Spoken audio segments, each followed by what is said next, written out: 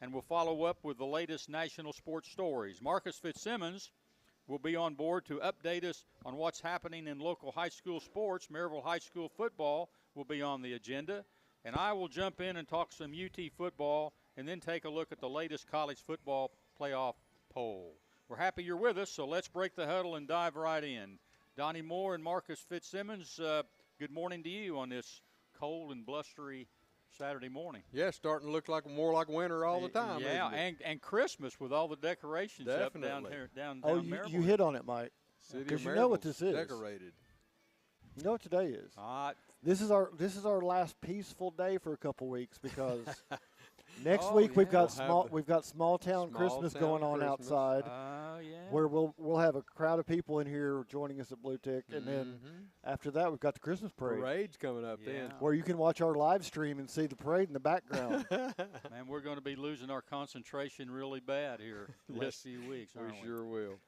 Hey, I'm ready to go, and I'm going to start it off with Let Her Rip. You want to rip one? Yeah, I'm going to rip one. Let it rip. I'm ripping Norman Lott, Tennessee defensive lineman, for attempting to fake an injury last week in the Tennessee-Georgia game. Oh, man. He got up after a play, walked several steps back, looked to the sideline, and then fell to his back. Appeared fine throughout the episode, got up, and then walked to the sideline, talking with coaches and so forth over there. Marcus Fitzsimmons, as faking injuries go, he needs some practice, doesn't he? He needs some work, but I've got to say, I understand his motivation and inspiration for his acting skills, because after what we saw from Alabama and then from Kentucky, you don't have to do anything to get away with it. So if the bar is that low, I mean, these guys have other things to concentrate on rather than their acting skills. So yeah, he's not going to win the Emmy for that one, but that's I mean, it was pretty obvious what was going on. Yeah. But it's better than the Kentucky guy who got up and ran 15 yards back to his side of the ball and then fell down again. Or or Alabama walking off the sideline and collapsing when you're not even in the huddle. Yeah, being pushed by the coach. Yes. It didn't happen at any other time during the game on Tennessee's side. I guess when you fake one that bad, it's hard to follow that up, isn't it? It sure is. Anyhow, I haven't heard any $50,000 fines coming down this week. No. Are those starting to pile up down there at the SEC office, or are they having a hard time finding somebody reviewing the film, or what's going on? But I think they're avoiding having a test case right there. Yeah. And that $50,000, if they approve, it goes to Georgia. Yeah. It goes to Georgia, the way I understand it. So, well, with everything going on with Tennessee and officials these days, or supposedly going on with Tennessee and officials these days, they may not have wanted to use Tennessee as a test case on this because they've been one of the loudest complainers. But yeah. Hey, listen, before I get to some Tennessee football here, I want to talk a little bit about the Tennessee basketball team. And they went to the Bahamas, Donnie, and my golly, they got a couple blowout wins. They beat Virginia 64-42, even though that game was 22-21 at the half. Yes, they were playing Virginia ball, I guess, the first half. Slow it down and take a shot every couple of minutes, whatever. To break it open. But they broke it open the second half, and then last night they jumped all over a Baylor team that beat Rick Pitino's St. John's team the night before. They jumped on them 20-4 to start the game, and then went on to win that one 77-62. So a couple of real big wins for them to go along with the Cupcake City win they had against Austin Peay during the week, 103-68. So I'll tell you what, blowouts were sort of the norm. Tennessee basketball team this week. Good week for them, 6-0. It was, it was. And I heard them ask Barnes at halftime about his offensive performance in the first half. And he said, well, we need to do better on defense. He's a defensive guru. But anyhow, we'll leave it at that. So what is the Virginia rule, Mike? Is they have to pass 15 times before they can shoot the ball? Is that what it is? Yeah, I don't know. But you're looking at that score, 22-21, it's obvious. I don't defense or no defense. That's the way Virginia plays, and they try to hold the game into the 50s. And, that was working on a 40-some point game there the first half until Tennessee kind of figured out what was going on there. we needed to get ahead. Of course, once you get ahead of teams like that, they're in trouble. Right. They don't play catch up. They don't play very catch up. I was really hoping that Tennessee would play Rick Pitino and his St. John's team, but they had a 5-point lead with, I think, 18 seconds to go the night before and got beat. They missed a couple of free throws with just a few seconds left on the clock, and Baylor hit a 3 and beat them. But I would have liked to, and they hammered Virginia like last night, 87 to 55. Marcus, I would have liked to see that coaching matchup. I'm okay if we missed it. I really am.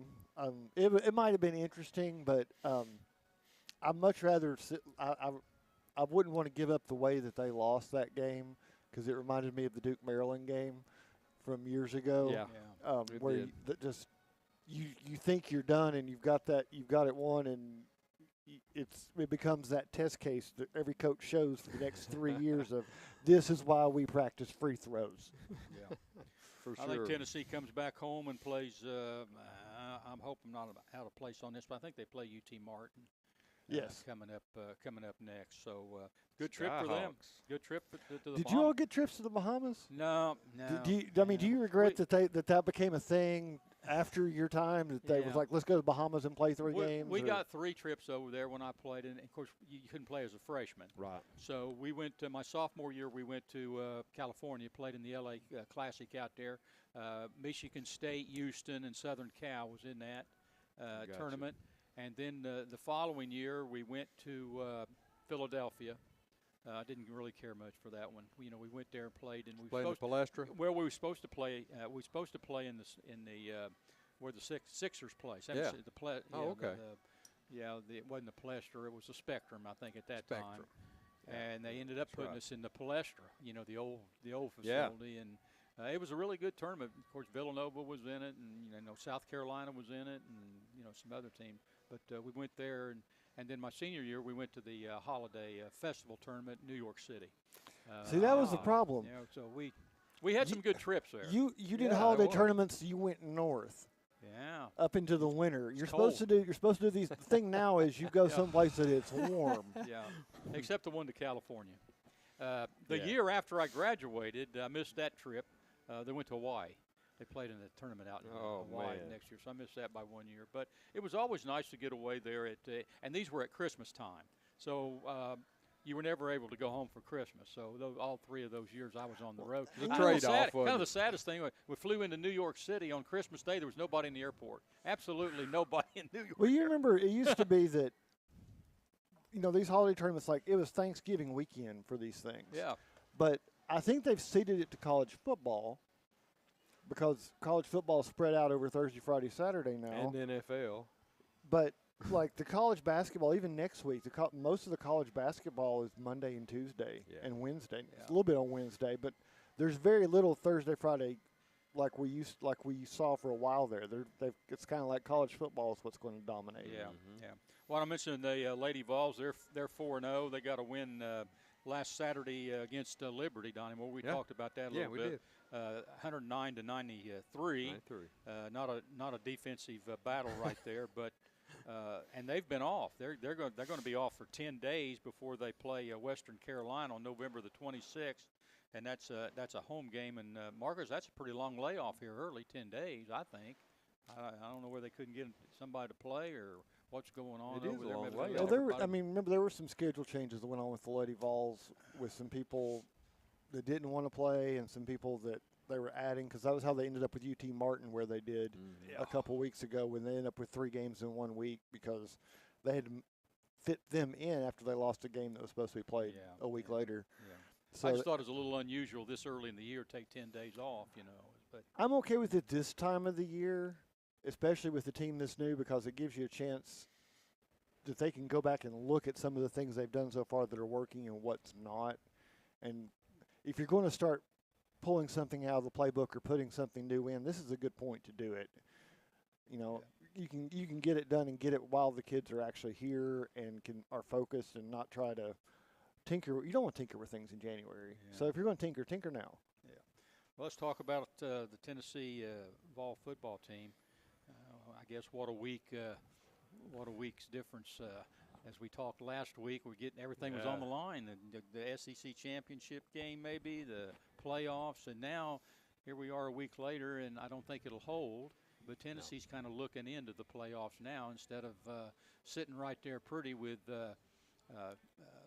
UTEP at home and a game at Vanderbilt, which is basically be a home game for them next week.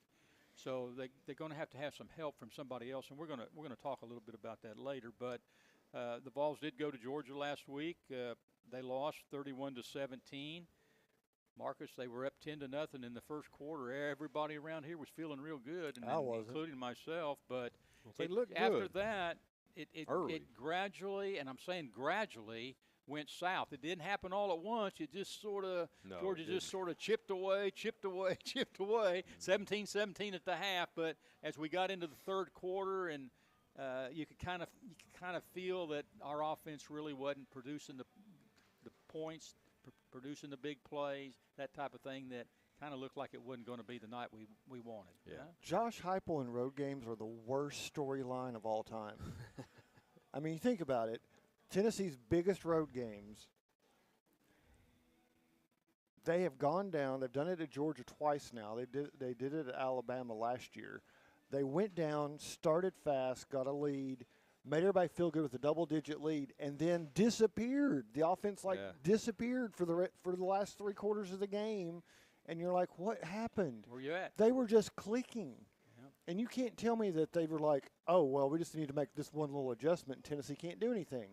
That's not the way football works. Yeah.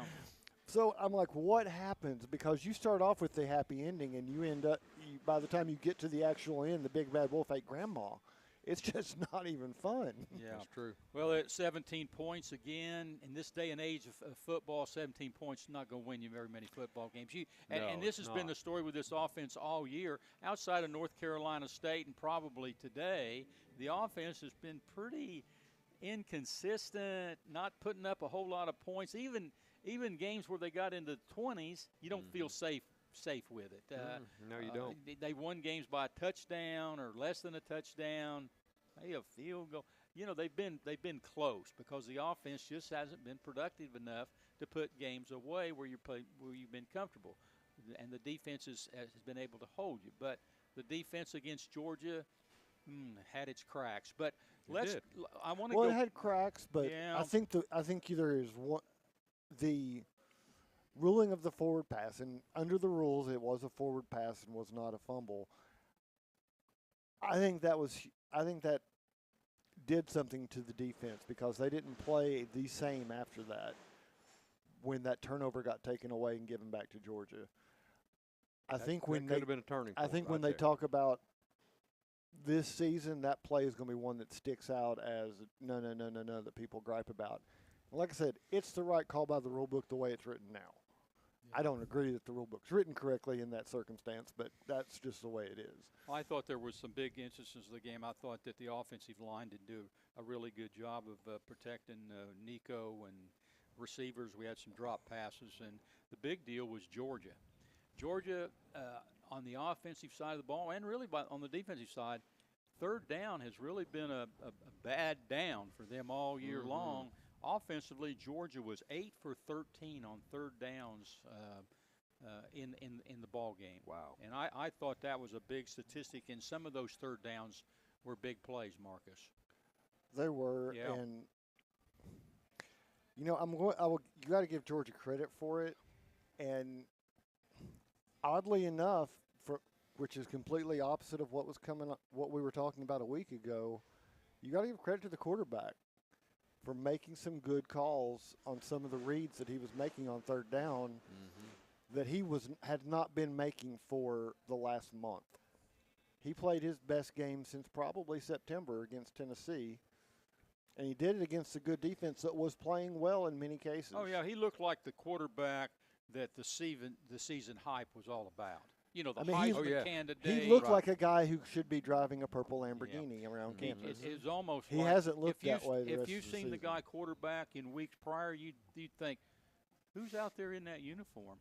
Can't be the same guy I've been watching, the last several weeks. But it wasn't got everything together. It wasn't the storyline for the last two seasons where he was lighting up a bad secondary. He was making good plays. He was making good reads. He was making good throws. I mean, it was. I don't know what flipped his switch, but I wish it had been a week later. No kidding. I thought the 8 for 13 on third down were big for Georgia. The play of Carson Beck, their quarterback, was big. But the penalties for Tennessee, and, man, it seems like in every big game that Tennessee gets in, penalties just kill them. They had motion, they had offsides, they had pass interference, they had the face mask call, they had the 12 men on the field. You can go on and on and on. Mm-hmm. And, all week, and I hate to see fans and the media and coaching. I hate to see them come out and say, well, I'm going to criticize the officials. They missed this call. They missed the face mask, and looked like they did miss it, but it's not a reviewable call. You got to live with it. But, the way I look at calls and so forth, when you win games and you get calls, you don't ever go back and say, boy, we won that game. Boy, we got about 3 or 4 really good calls right there that helped us. You don't really say that. You mark. But when you lose, we didn't get that call. We didn't get the call. What I'm trying to say is, and make the point, is over the long haul, they all seem to even out. Yeah. All of that evens out. Marcus over the course of a season. Yes. I think, sure. Yes. That's just the way it goes. I think the people who say that ESPN is influencing officials and trying to do outcomes and all, that's not the way it works. It's just not. No. I mean, but it does. It seems like it will balance out over the course of the season, because you think about, if you go back and think about it, if you were Alabama, you would have some objections to some calls that happened in the Tennessee game that did not go your way, things that were not flagged that could have been. So it does balance out over the course of the year, and that's not intentional. It's just human nature. Yeah, I think it's time. Now, this is just me talking. You got timeouts. So, 3 timeouts every half. 3.5. 3.5. I think you got to go to the pro rule where you give the coach the flag. You got a flag where if you have a call challenge flag and penalties, and I'm assuming that penalties are now reviewable. I think there's a couple of things need to be reviewed with a flag. Mm-hmm. Penalties, pass interference. Penalties, I think they're big plays that could turn the tide of the game. You throw the flag out there. You use your challenge. Your challenge right there. If you don't get the challenge, then you lose one of those timeouts. Yeah. And I think that's where they need to go right now. And the officiating, Marcus, has been criticized overall in the league this year for the most part. I think we're to that point. I really do. What do you think? Well, I think there's room for improvement, but what I think you would the college, the NCAA with football in particular, is going to have to consider is you are moving, for lack of a better term, into professional sports. You are paying athletes. You have coaches making $1 million salaries. Why are your officials not full-time? If you're going to make that leap and play at this level with this kind of revenue, why are your officials not full-time like they are in the pros? Why are they have day jobs and then spend their weekend doing this? Mm-hmm. I think that's something they're going to have to address when you've got this kind of revenue on the line. Yeah. Looking back on the game, you can talk about Carson Beck. You can talk about our defense not playing as well as they've been playing in the past. You can talk about the penalties. But I'll tell you right now, I'm looking at that Tennessee second half, fourth quarter, drove down the field. They're in Georgia's territory, not in the 40-yard line or whatever. Sure. They line up. They line up. Tennessee lines up to go for 4th and 6. Now they may have lined up to try to draw them offside and maybe make it a 4th and 1. We'll never know that. But we have to assume that they're going for a game-tying score right there, and they're going to take a chance. And in big games, you got to take a chance. So they're 4th and 6, and what do they have? They have the offsides penalty. They have a penalty. But puts them back to 4th and 11. They punt the ball, and what Georgia do? They eat about 7, 8 minutes, 9 minutes off of the clock on a long drive. We talk about field position. That's field position. They were inside the 10, and they go 93 yards for the game-winning score and knock all the time off the clock. And you know what? If you want to say, I mean, Tennessee makes a big deal about how tough it is to play in Neyland because of the crowd and the crowd noise. You can give that penalty to the Georgia fans. That was a Oh, yeah. pure product of crowd noise, and won't say between the hedges, outside the hedges, that noise coming in was directly caused that penalty. I think you're Well, right. there was no question about it. There was no question about that penalty. There's nobody arguing about that. But that was a huge play. It was. A huge play in this football game. Big turnaround. Yeah. I thought I saw an interesting statistic the other day, Mike. It said that Tennessee has lost 25 games in a row against ranked teams when they're on the road, when Tennessee's on the road. Yeah. That's a pretty telling statistic. Yeah. Marcus, you talk about adjustments. Seemed like the score 17-17. Georgia, went in at the half. Looked like they made some adjustments, saw some things offensively that they could do that maybe they didn't do the first half, and they outscored, Tennessee there. 17-17 and a half, put up 2 scores right there and won the football game. Tennessee didn't do anything. They didn't put any points up the second half. The question is, was Tennessee outcoached? Outcoached at Georgia. I don't think they were outcoached, but I will say I'm going to change my assessment of Nico of what I've said in earlier weeks, and maybe it's because he's grown and maybe I deserve to be able to adjust it at this point. But Nico is still, for whatever reason, I don't think making all the right reads when he is under pressure. Under heavy pressure that Georgia brought, because I thought there were times he could have run that he didn't, and there were times he should have just dumped it away, not even tried, that he tried. But again, as we've seen, he's starting to put the ball on target, and these receivers are dropping the ball. Their body's not in the right position to make a catch. Right. They're not in the right spot to make the catch. It's bouncing off their hands. I don't think that game had anything to do with Nico. I think Nico played about as well as he could possibly play under the pressure. I think he played as great a game as a freshman can play. I think I really do. His team let him down in some cases. He handled himself really well, under the duress that he was getting down there. And here's another player that I think during the week didn't get a whole lot of credit. Was Dylan Sampson against that Georgia front that's one of the best. 21 carries, 100+ yards. I have no idea why this guy's not being mentioned for the Heisman Trophy. Would somebody fill me in on that? Because I don't understand it. He's had an outstanding year, broken all kinds of records, and he's going to continue to break some records here more before the year's over with. But that's a heck of a performance by him. Yeah, well, it sure was. He's got a decision to make too, whether he'll be back next year. Yeah. And but if you said at one point, okay, he's going to go in there, carry 20 times, get over 100 yards and score, you're thinking Tennessee's got a chance to win this. You shouldn't have to think your running back's got to score 2 or 3 times when you have a Josh Heupel offense. Yeah. So getting back to your question, were they outcoached? That I don't know the answer to, but I can tell you with certainty that they were out-executed. They were definitely out-executed. Yeah. I'll tell you, that last play call that Georgia put the ball down there, the 1-yard line, where they everybody thought they were going to hand off right there. Yeah. Heck, they faked that handoff and rolled that quarterback out and hit that. I guess it was a tight end. I don't know. Or I think somebody flipping out of the back. Hey, there wasn't anybody within 15 yards of that guy. I mean, it was clear sailing for him. That was a great play call right there for them. I think it was a play call of the game. Anyway, the SEC title game, I think pretty much to say at this point off the table for Tennessee. Playoffs, they're going to need a little bit of help. We got some big games across the country. Personally, I think Tennessee's going to get into the playoffs because I don't think everything's going to play out the way it looks right now. And somehow or another, for the playoffs, whether it's 4 teams or 12 teams, it just sometimes has a way of working itself out. It always kind of worked it out with the 4 teams.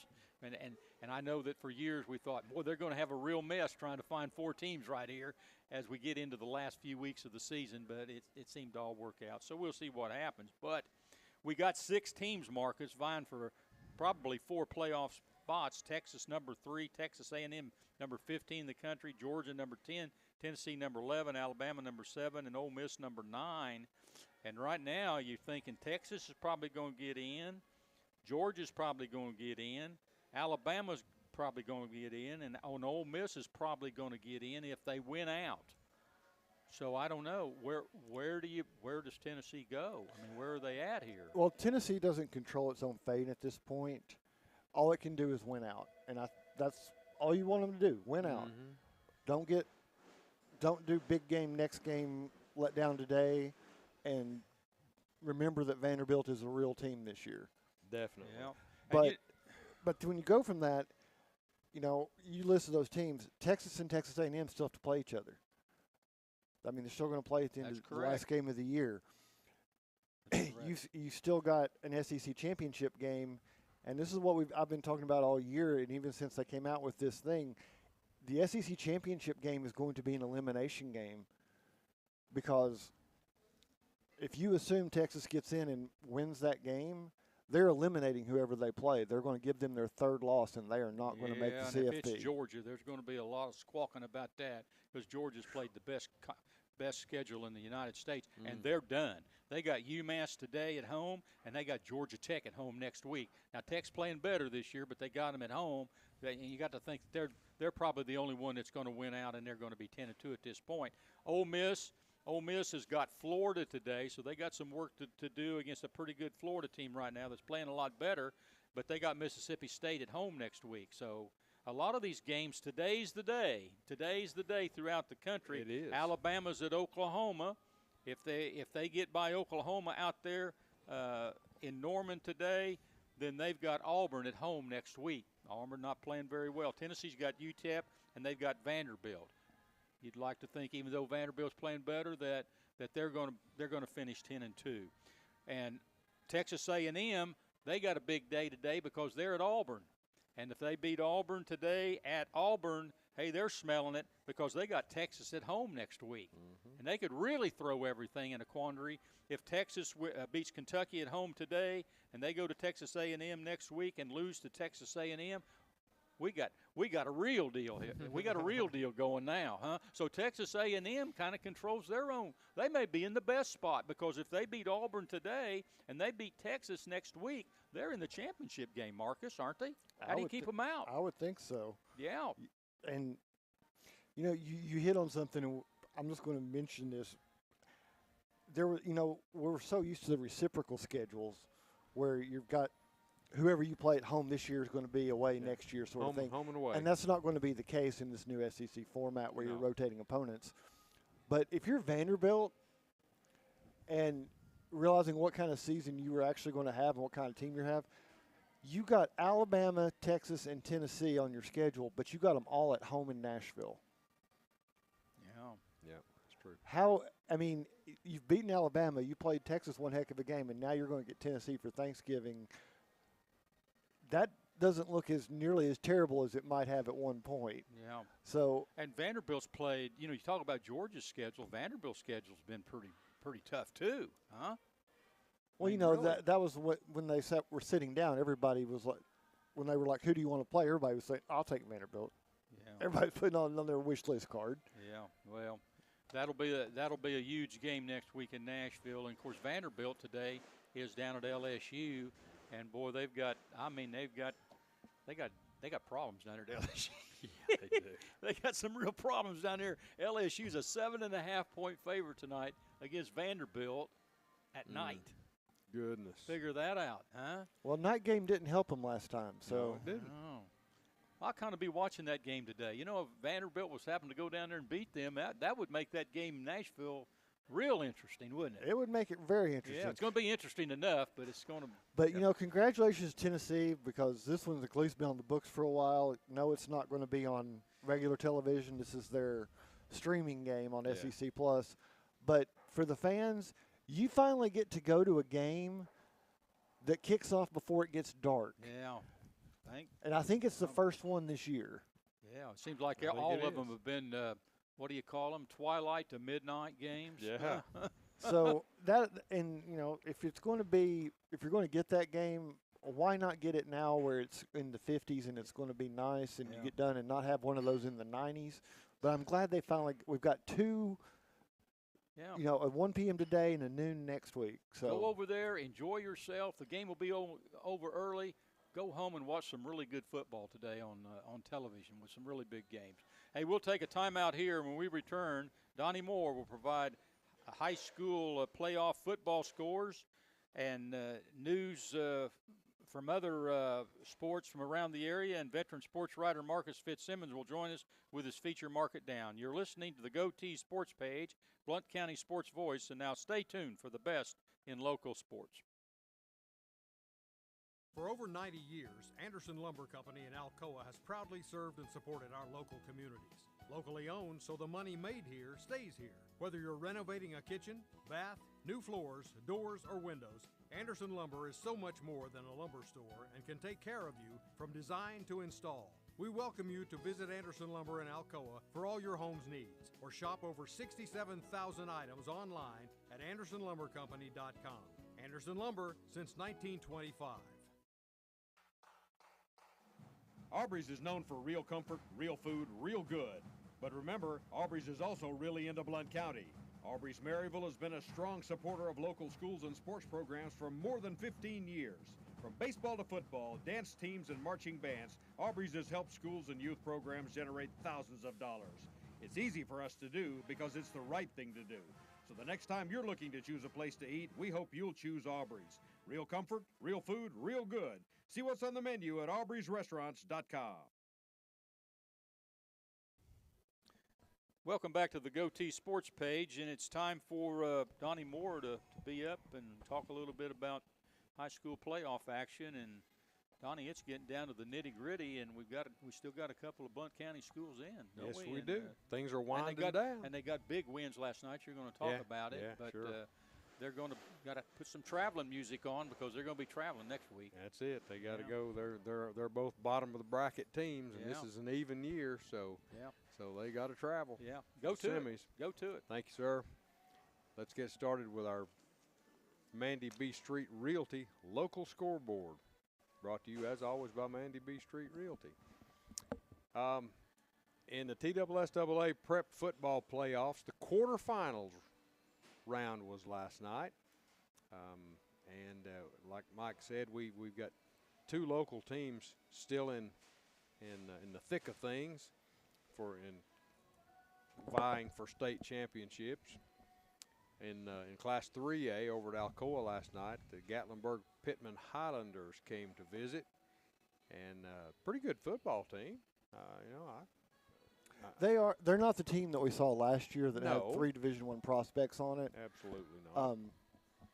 But they're a team that they were young, and they have certainly gotten better. If you were measuring a team that has improved August to November, GP would be one of the best as far as the progress they've made.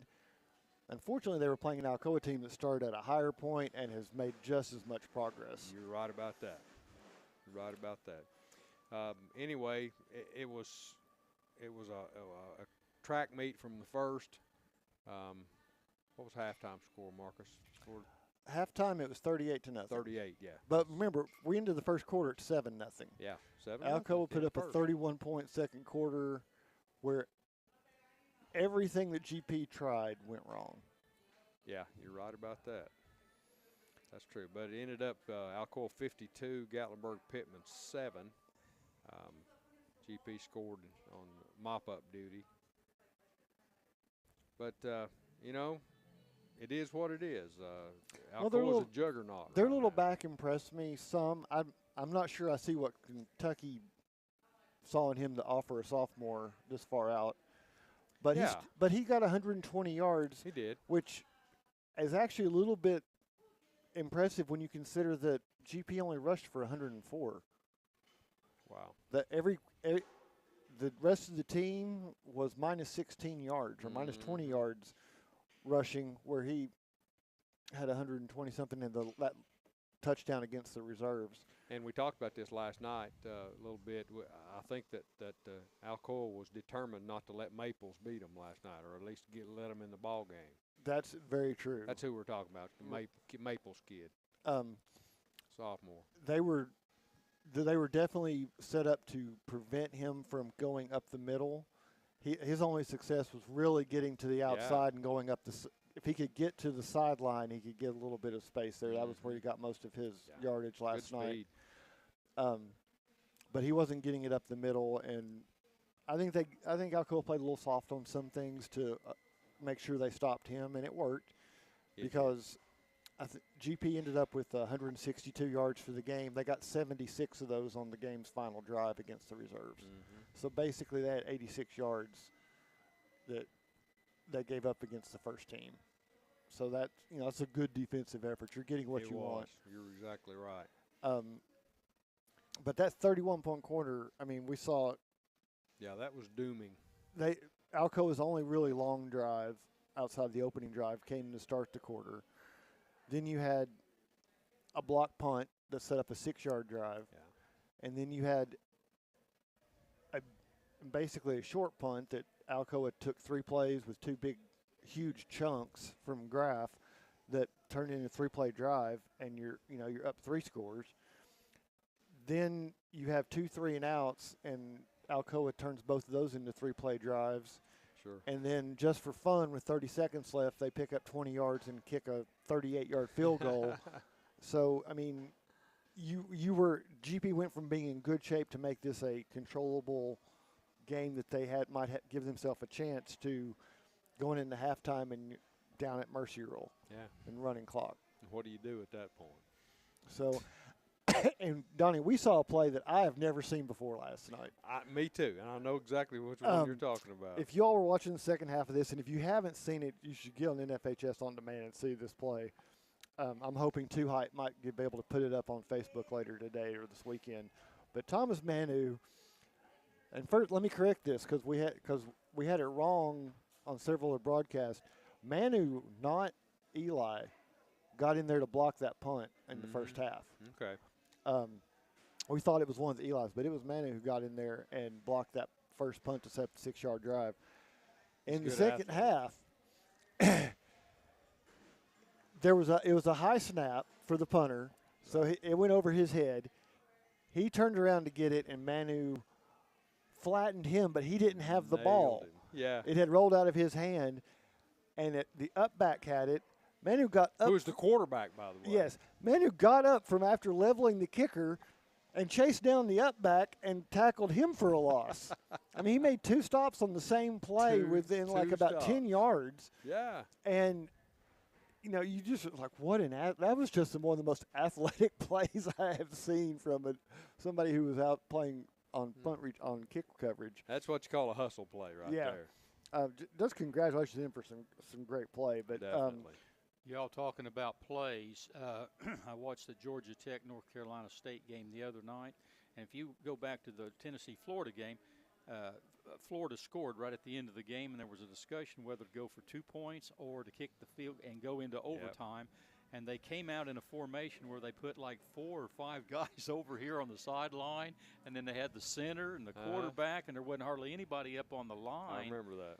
And then they called a timeout and kicked it, and they went into overtime. Well, Georgia Tech evidently was watching that game because the other night they lined up in that formation in a crucial situation against it was to go for 2 against North Carolina State, and they ran that play, and that quarterback just walked into the end zone. They had all those people lined up out there, and North Carolina State was going everywhere.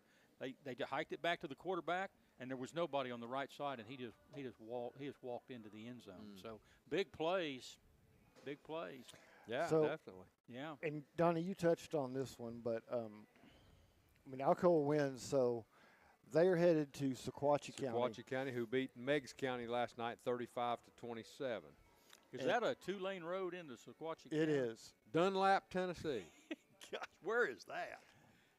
It's not as bad as Giles County. It's not as good as Meigs County as far as the travel goes. Is there any goes. tourist attractions where somebody needs to go down early and maybe see some I'm going to Google it and find out. restaurants or something?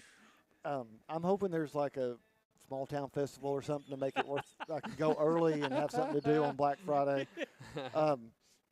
But on the other side, and I was laughing because several of the major papers in the state picked White House Heritage to upset East Nashville last night, and that did not even come close. That didn't happen. East Nashville won 42-7. They're back in the semifinals. Of course, they played Alcoa the last 3 years in the championship game. State championship.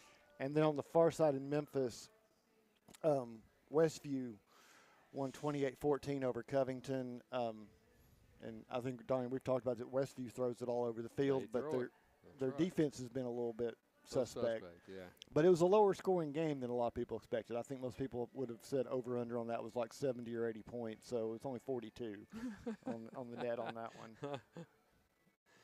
So Marcus, that's where we are for 3A. This year's playoffs, you know, we've had some close games.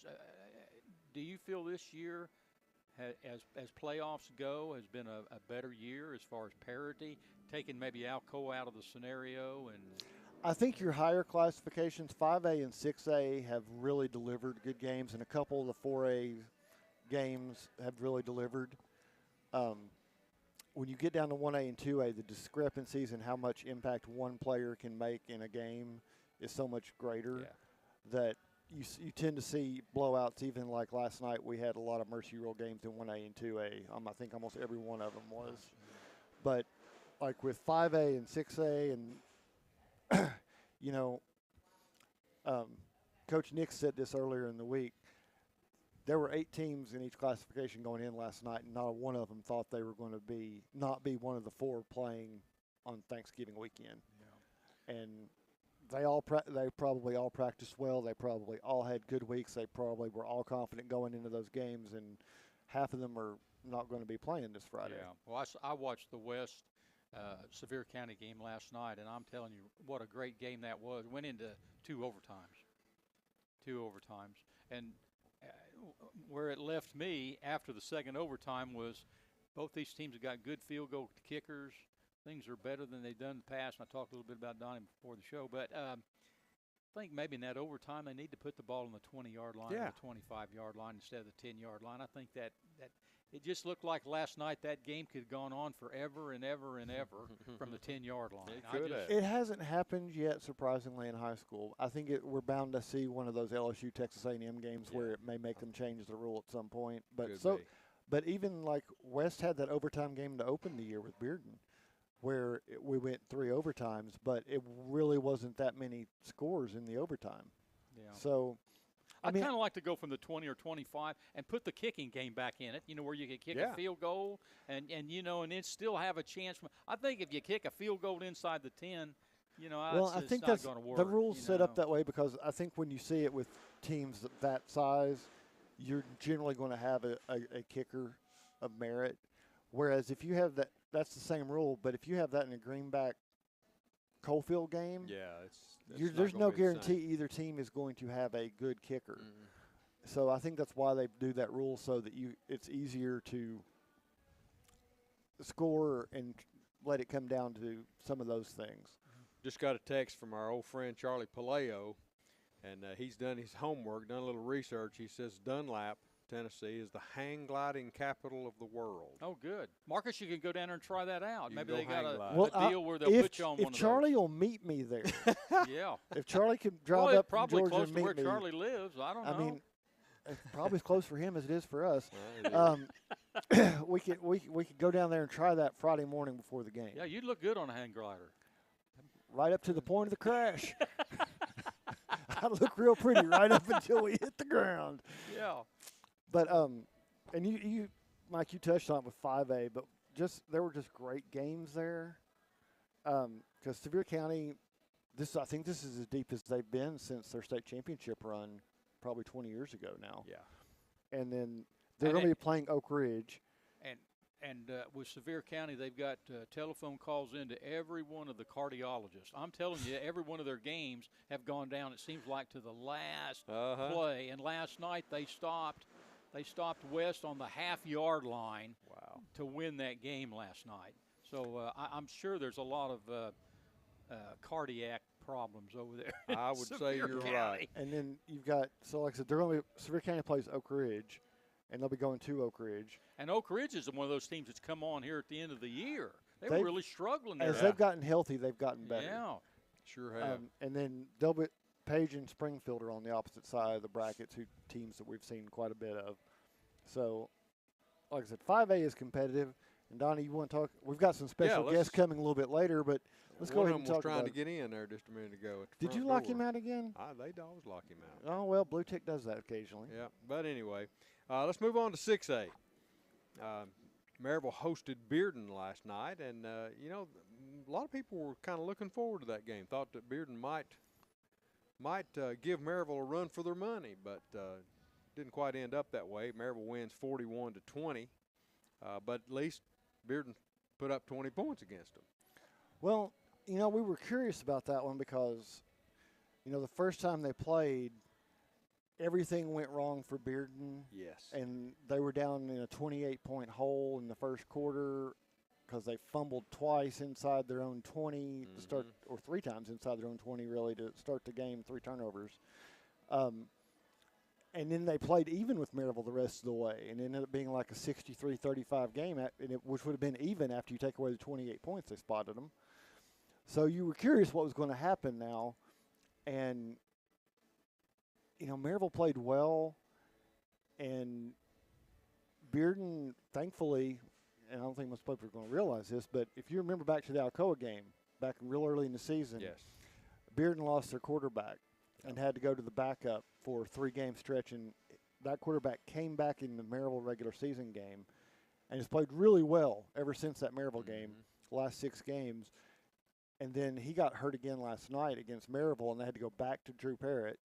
And he finished. He played really well in the second half when he stepped in that fourth quarter. And you know, it was a 2-score. It was a 15-point lead up until you get a pick 6 on the game's final play that makes it look bigger than it was. Well, anyway, Maryville advances.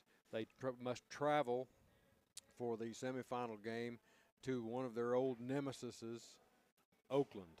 I wouldn't say they're an old nemesis. They're a nemesis, period. They're a nemesis, period. But Oakland beat Riverdale last night in a very close contest, 49-46. I think that was the Middle Tennessee equivalent of the Sevier County game last night, because the entire second half, I know there were a lot of people checking that score, but it was going back and forth. It wasn't like somebody was pulling away or somebody was rallying. They were trading blows the second half, and Oakland got in the last one. Offensively, anyway. But so that's where Maryville goes. Nobody gets to stay home next week. They have to travel to various places across the state. But Maryville goes to Oakland. And this will be, last year Maryville did not have a typical season, but when you put that in, if you discount last year where Maryville didn't make the semifinals, that it's going to be 10 consecutive times that Maryville and Oakland will meet in the semifinals. 10 of the last 11 years, but the last 10 times the Maryville's made the semifinals, they played Oakland. Arguably 2 of the best teams in the state in 6A. This is going to be, and they play each other in the semis. Yeah, and this year I don't think you can make the argument that it's all the best teams are on this side of the state, because on that other side you've got the meeting that's going on between Ravenwood and Houston, where you've got a Ravenwood team that has. We know Ravenwood's good football. Has been good, very good all year. Has already got a win over Oakland to their credit, and then you've got a Houston team that's got a lot of Division I talent and a lot of playmakers. I think those might be 2 really, really good games on Black Friday. Yeah, probably so. It'd be a shame that they're both in Central Time where you can't watch at least part of both of them. Yeah. Well, that's what your playoff picture looks like for quarterfinals last night and coming up next week for the semifinals. Things are winding down, like you said, Mike. Yeah. It's not going to be long. December 5, 6, and 7, something like that. As the state. Yeah, it used to be Thanksgiving weekend, remember? Yeah. For the finals of the. So let me give the shout out. I know Donnie's got some other stuff on here, but Heritage Thanksgiving Classic is coming up next week. It's going to be a smaller format. I think it's 6 games on over Thursday and Friday. But good chance to go out to Heritage, see some basketball. I got the chance to see the Heritage's season openers. Mike, you would not believe that boys' game. I've never seen. We talked about things evening out over the course of a season. This one evened out over the course of the game, but Heritage could not even find the barn to shoot at in the first quarter. Man. Could not get anything to go down. They were down by 15 starting second half. Third quarter, they come out and shoot something like 80%, hit 8 of 9 three-pointers, and turn a 15-point deficit into a 15-point lead. Oh, my goodness. That's what you call coaching and making adjustments That's at it, halftime. buddy. That's what it is. I would say coaching's a lot easier when the guys can't miss. Yeah. I got to tell you.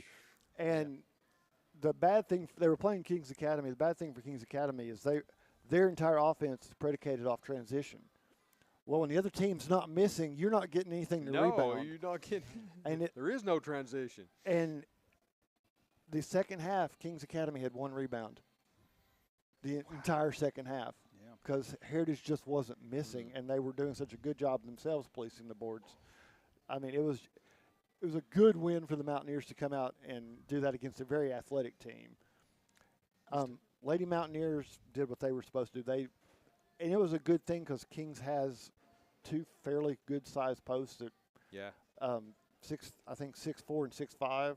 I mean, they were bigger than anybody Heritage had, and they were young and not quite as experienced, so Heritage was able to do some things around them, but it gave them a good feel for playing against some bigger players who they might see a month or so down the road. Yeah. Well, let's talk about a national letter of intent being signed this week before we have to close out this segment. We want to congratulate Landon Myers from Alcoa High School, who signed with Carson Newman. Go Tony! Another fishing signee. Yeah, for fishing. Second Alcoa fishing signee this year. They're getting more and more numerous I think as we go along. I want to say it's the 4th from Alcoa fishing team that's going to Carson Newman. I may be off on that count by 1, but I'm thinking it's at least 3 in the last 2 years. But you want to talk about benefits from college athletics? You need to see what these guys are doing with fishing. Mm-hmm. I mean, I've talked to some of these fishing coaches that have come, and there are several. I mean, Carson Newman is one of the top fishing programs in the country. Yes. You have another one down in Alabama that's also recruiting heavily in Blount County schools. I mean, when they're talking to these guys, they're talking about things like the boat storage on campus, where they've got spaces to keep the boats, reserved spots for the boats on campus. Right there. You know, the kind of facilities they have, Where they can the just kind of travel budget they have. Hop in the truck and go fishing after class. So this isn't you're going to sleep in the back of the truck in the cold the night before the tournament. These guys are this has turned into a major sport. It has. And they are highly competitive. And it's just impressive these guys are able to do what they do because it's a lot more than going drowning worms. They are uber competitive. Yeah, when Tony's here on the show, we ask him about the NIL money up there at Carson Newman, and he says, well, we take them down to McDonald's and Burger King. And yeah. All that NIL money is going to the fishing team. It's going to the fishing team, I think. Exactly. But before we get out of here, sport. You know, we got 2 local colleges, universities. I guess they call them universities now. I guess Maryville College, but everybody's changed. But Carson Newman and Maryville still in the playoffs. First round of playoffs. For both of those. Maryville College is going down to visit Berry, who they will be in a conference with next year in the SAA. And you won't. I mean, it's not an unwinnable game for Maryville. They could play well and do something there. It's the new format for Division III where they've got. It used to be just limited to 32 teams, but now you've got, I believe it's 48 getting in now, 42. And Maryville is in one of those first-round games where the winner will play somebody who got a first-round bye. So it's a good trip for them, and you know the conference they're going to, for better or worse, they got 3 teams in. They got their conference champion and 2 other teams in to the playoffs, which is just not something we've seen before, especially from a conference of that size, where you've got Trinity, Texas, Center, and Berry, all 3 in the postseason. And Carson Newman's, they've got an at-large as the runner-up from the SAC, and Division II playoffs. They're going to Alabama. They've got a winnable game as well. And you talk about turnarounds. Carson Newman's one of those real turnaround, feel-good stories this year because, they've been struggling up there a little bit in the past. Down year last year, changed coaches, and, boy, what a job they've done up there this year. Yeah, having a great year.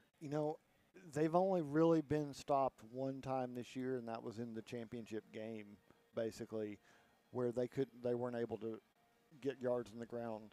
But I think the lowest total outside of that game was maybe 200-something yards, and they've been over 400 several times rushing.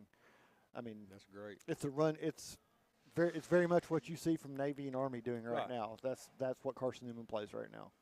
Yep, traditionally.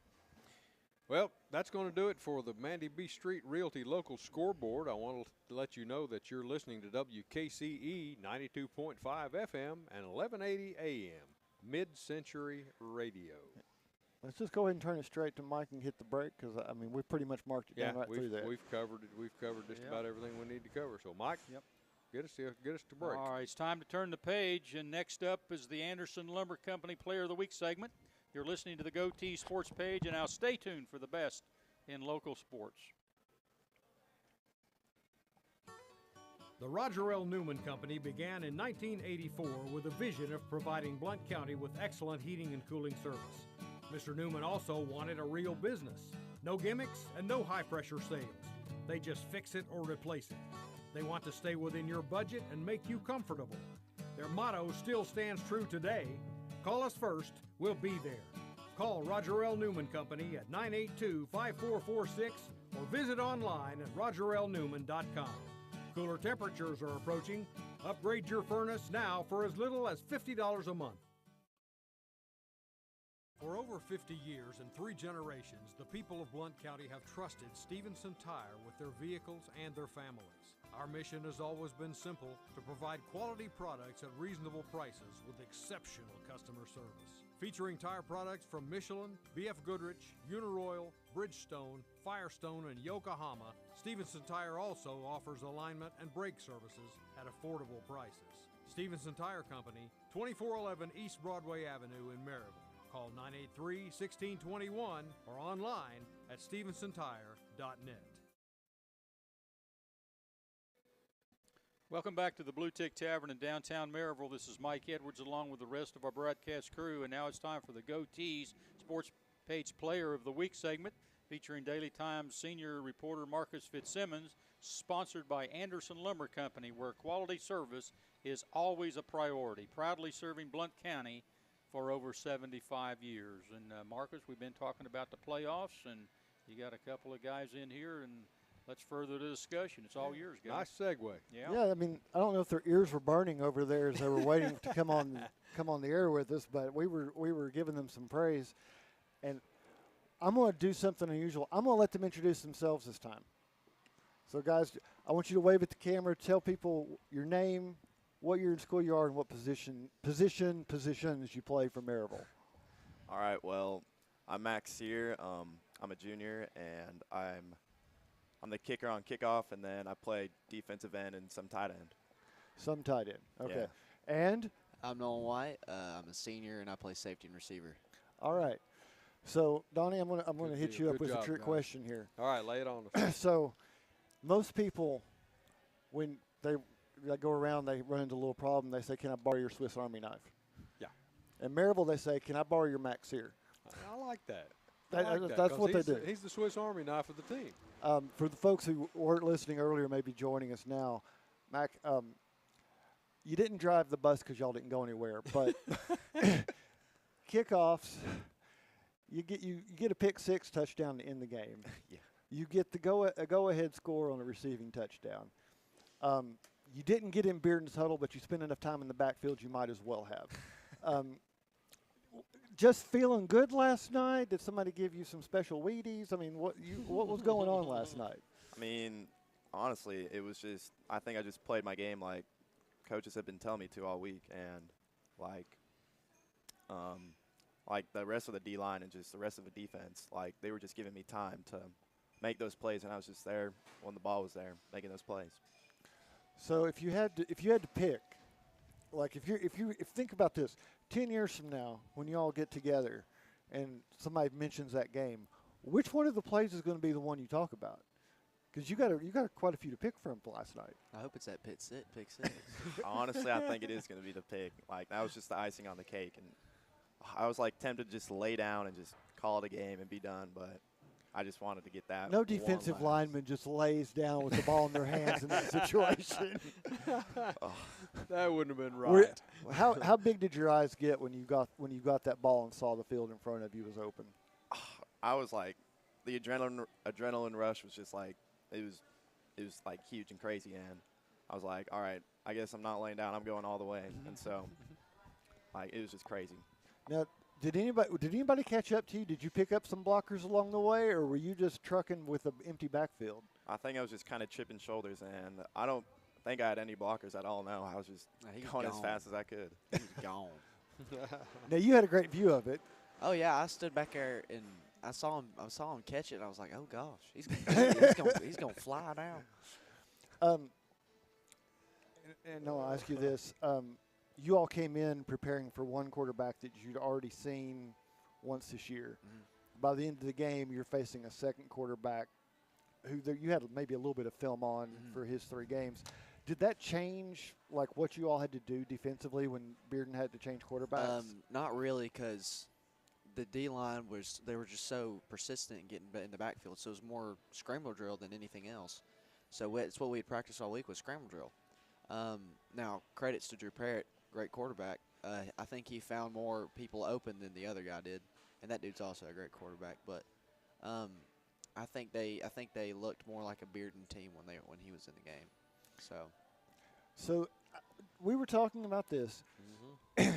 The first time you guys played Bearden, everything that could possibly go wrong for them went wrong in that first quarter. Oh, yeah.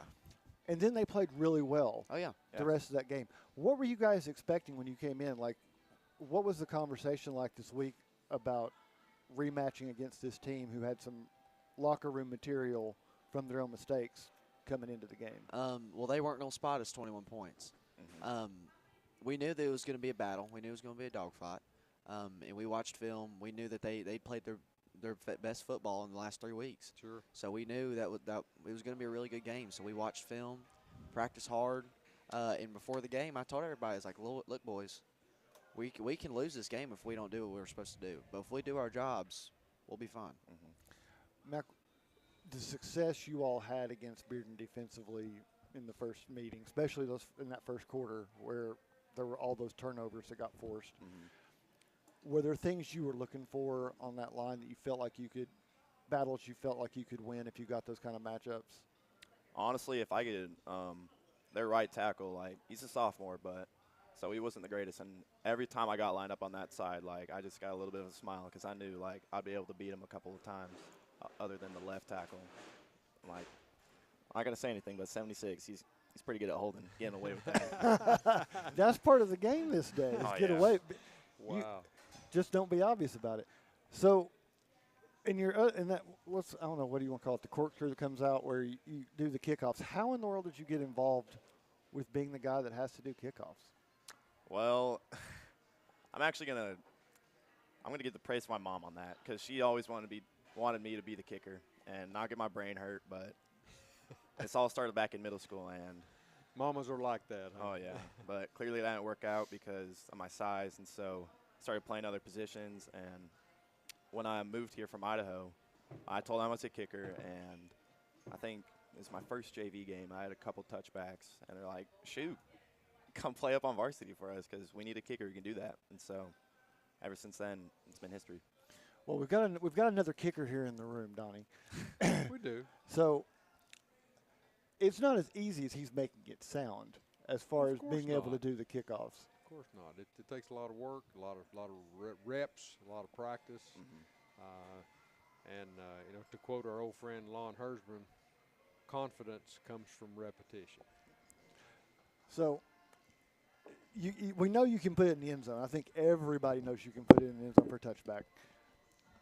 Are there other more difficult things like when a pop-up or onside that you have to go through repetition-wise to work on a regular basis? Yeah, we do practice our onsides and stuff, and that little chip shot, we call it red. not the greatest at it, so that's why we put in Hudson Jamerson. And Yeah, he's only got a driver, which is all right. yeah, Sometimes that's all you need. It works for Oh, some of yeah. those guys yeah, on just tour. one club bag. John Daly, huh? Yep. John Exactly Daly right. driver. But I'm going to say that you can't just read that if Hudson comes in to do it, that's what's going to happen. Matt can probably do it if somebody's looking too close. Oh, yeah. So, guys, I don't know if I asked this to you, but back to Murfreesboro, there's some feelings there. But how good does it feel just to be playing Thanksgiving week and be in the back in the semifinals? It's an amazing feeling. He's never been to the Borough, which he's gonna love it, because it's gonna be the most physically demanding game of all time. Sure is.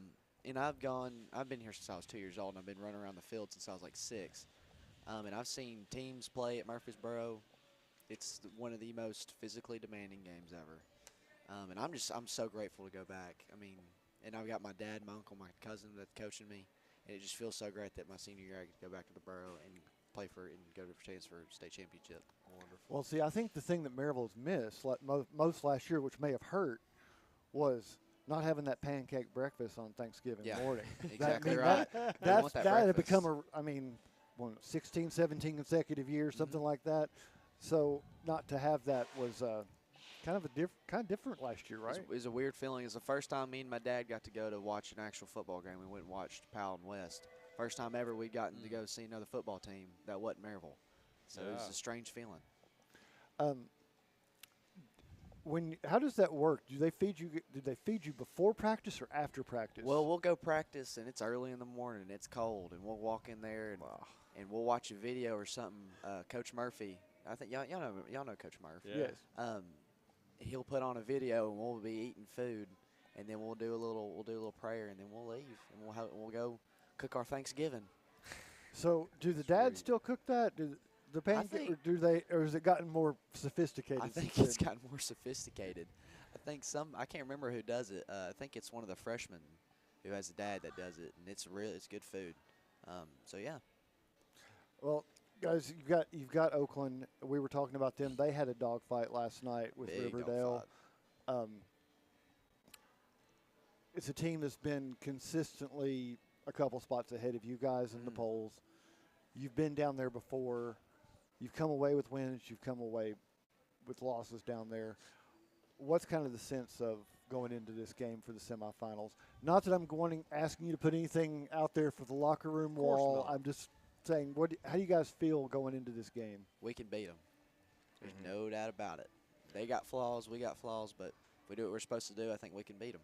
Yeah, if we play our game just like what our coaches have been coaching us all year, just if we can do that, then yeah, we got a real good shot of beating them. So you all both got good hands with Will. Oh yeah. Can't catch.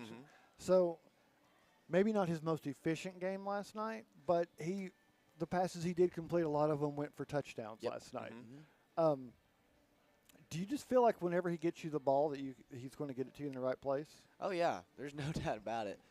Every pass that I've caught from him has been right on the money, and usually I'll bobble it because I got awful hands, but it's all right. That's not what we want to hear from a receiver, is it? Well, I got mediocre hands. I've been hit so many times that my hands always hurt, but it's something. And what about is he good finding you on the tight end? Is he generous to the tight ends, or does he throw it low? I mean, he's had great passes to me all year. I mean, I got 4 touchdowns now from him, all just perfect on the money. So if you're keeping track in the Maryville record book, and the reason I brought up Will to give him a little bit of love and shout out, Sure. he is tied for third now for season touchdown passes in one season. So I think he's only trailing Brent Burnett maybe. Oh gosh. I mean, he got to 31 last night. I think the record's 38. So I think he's tied for third. That goes back a ways. It goes back a long ways. But last week, back in the first round against William Blunt, he tied the record for touchdown passes in a game. He didn't break it because I think there's a current coach on the staff that made sure he came out of the game and didn't get one more drive. Not that he would do that, but No, the record absolutely holder not. is also on the coaching staff. So, guys, it's been such a good season. Does it feel like, does this put away some of the things that happened last year? Does this feel like it's Maryville's put it behind them at this point? I think it does. Last year we had a ton of injuries, and we just didn't execute when we should. But I think I walked in at the first of the season. I was like, boys, old Maryville's back, so we're gonna have to bring it back. We're gonna have to do what we're supposed to do, and we got to bring it back. And I think we've done a good job. I mean, what are we, 12-1? Yeah. I think that's a Maryville record in my opinion. And I mean, there are not many schools that have a list of perfect seasons as long as Maryville's, but I don't think there's anybody but maybe 2 schools that have a list of semifinal appearances as long as Maryville's. So, and that's just a good testament to the success. And you've been around, you've seen this. You guys played the same system, from the 7-year-old ball all the way up to what you're playing now is pretty much the same system, right? Yes, sir. You're exactly right. So, congratulations to you guys. We'll wish you the best of luck going down there. Thank you. Stay warm this week if at all possible. Yes, sir. It may take a couple days before it starts feeling good again. And thanks for coming in. We have a little something from Mac here, and we want you to hold this up. But Anderson Lumber County Player of the Week for our Swiss Army Knife Mac's here. Hold that thing up, dude. So you can put that on the wall. You can, put it in the locker. I hope you framed that thing. Dude, that's going up on the wall for sure. But congratulations on you guys on a great quarterfinal win last night, and thanks for getting up this morning and coming to join us. Oh, yeah. Thank you for having us. We'll give that open invitation. We love for people to come back with state championship trophies and put them here on the table. So if you all can pull that off, we'll be ecstatic for you to have you come back in a couple of weeks. We'll do it for you. We'll do it for you. Yes, sir. All right. Thanks for coming in, Mike. Let's go ahead and turn the page. Hey, it's time for a break. When we return, it's the Boyd's Sports Spotlight, as Donnie Moore will be up with the national sports headlines, and I'll follow up with some more college football. You're listening to the Goteez Sports page, and now stay tuned for the best in local sports. For over 90 years, Anderson Lumber Company in Alcoa has proudly served and supported our local communities. Locally owned, so the money made here stays here. Whether you're renovating a kitchen, bath, new floors, doors, or windows, Anderson Lumber is so much more than a lumber store and can take care of you from design to install. We welcome you to visit Anderson Lumber in Alcoa for all your home's needs, or shop over 67,000 items online at AndersonLumberCompany.com. Anderson Lumber since 1925. Aubrey's is known for real comfort, real food, real good. But remember, Aubrey's is also really into Blount County. Aubrey's Maryville has been a strong supporter of local schools and sports programs for more than 15 years. From baseball to football, dance teams, and marching bands, Aubrey's has helped schools and youth programs generate thousands of dollars. It's easy for us to do because it's the right thing to do. So the next time you're looking to choose a place to eat, we hope you'll choose Aubrey's. Real comfort, real food, real good. See what's on the menu at aubreysrestaurants.com. Welcome back to the Bluetick Tavern in downtown Maryville. This is Mike Edwards, and it's time for the Boyd Sports Spotlight segment. And first up will be Donnie Moore with the national sports news. And I don't know, last week we had the Mike Tyson fight. That's hard to follow up, isn't it? Did you say fight or farce? I don't know. Boy. Yeah. Yeah, it is hard to follow up with. That was something. It was a spectacle, that's something, for sure. Yeah, it was something Yeah, else. we're not exactly sure what at this point. But Tyson walked away with $20 million, and Paul walked away with $40 million. Yeah. So they were well paid. And Uncle Sam was standing right outside the door when they handled them checks, right? Definitely. Yeah. All right, let's get to our sports headlines of the week, brought to you, as always, by our friends at Fast Signs. Owned by Goteez and Brian Johnston. Yeah. Fast Signs. Yeah, anything you want to make a sign for, they can do it. They can. We have some evidence of their work here in the background. Yes, we do. We sure do. All right, let's get right to it. Since Vol for Life Dalton Connect cracked the starting lineup for the LA Lakers just 4 games ago, he has steadily gained the respect of his teammates with his outstanding play. Connect is averaging 24.3 points per game and has a phenomenal three-point shot percentage of 67.4. He's 21 of 31 from three-point land, Mike. Yeah. Man, this season and Connect's career are young, but it certainly looks as if the Lakers got a gem after selecting DK with the 17th pick of the first round. Yeah, they stole him. They sure did. They stole him, and of course, everybody around here knew he could play. I don't know why everybody else in the NBA didn't know he could play. But Well, do you remember the knock on him? He was old, right? Well, that was one thing. He was old at 23. At 23, he was old, and he couldn't play defense. Yeah, and he couldn't play and defense. I'm like, and he played for Rick Barnes. He's 23, which is not old when you're talking about guys who are playing into their 40s at this point. And defense in the NBA, since when has that mattered? Yeah, really. Besides, he played for Barnes. Well, they got LeBron James on there. That nullifies the old part of it. But he seems to have been be well received and accepted on that Laker team. And indeed, his teammates act like they're tickled with him. Of course, there's hard not to like about the guy. He's a hard worker. He's a hard worker. He puts everything to every game and every play. He's exactly what the Lakers have been looking for 3 years. Exactly what They've been looking for an outside threat who was a spot-up shooter that could make defenses for what they play respect, so they couldn't double down on LeBron and Anthony Davis. Yeah, and Connect's a perfect fit. And he is. And if he keeps going like he's going right now, they're going to have to get out the pocketbook. They sure are. You better believe it. Change his. He's going to have to sign his sophomore contract's going to be huge. Exactly. Well, this name pains me to say it.